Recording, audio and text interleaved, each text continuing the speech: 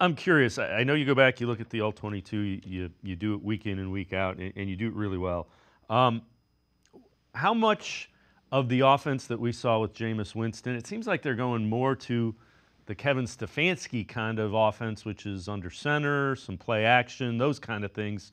Um, are they transitioning to that, does it seem?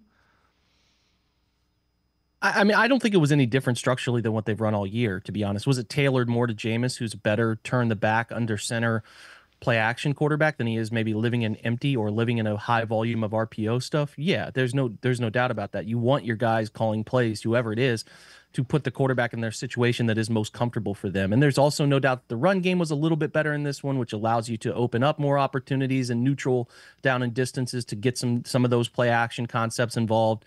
So that's been a fundamental thing is like, well, this is Ken Dorsey's offense or Kevin. I think they're still doing a hybrid of the way the two guys think. They still ran some RPO stuff in this game. They still did a little bit of empty as well, but just the volume shifts from what a guy is most comfortable doing from Deshaun's side to Jameis's side. And I thought they did a great job balancing that. And they also were really successful in the play action game, which I think has lost in translation that the Browns haven't not used play action, but they just haven't been very good using it. And I think that they were pretty good in this game using that and making effective use of opportunities there. So still the same bones of this offense, just tailored a bit to what the quarterback is most comfortable doing, which is, again, to me, good process.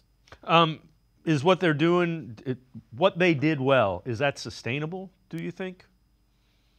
Yeah, because I think Nick's going to get better and better. I mean, I know we'll talk about a clip that we post. Like he looks more and more comfortable.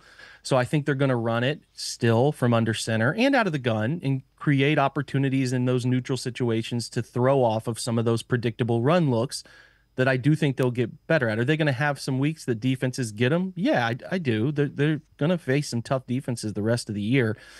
But I do think that playing historically bad offense is what we were talking about through the first 7 weeks. I don't think that's going to be the case. Like again, they can have some rough games, but I'm fairly confident if Jameis does start the rest of the year that this group will climb toward inside the top 20 in terms of what they do and the success rate of what they're doing. Just because I think they have some good concepts that match him pretty well, and I think they have still not even got into the world of finding the way to counter some of their predictable looks to put defenses in a disadvantageous situation. So sustainable, I would say yes, need to see it, but I certainly think that at the minimum, like what we were watching, historically bad struggles are not a thing that will happen with the current group now in place, which begets the question of why were they doing what they were doing with who they were doing that with? But those are Yeah. bigger picture questions, maybe a Yeah. little later down the line. And you know, they can worry about that once the season ends and figure out, you know,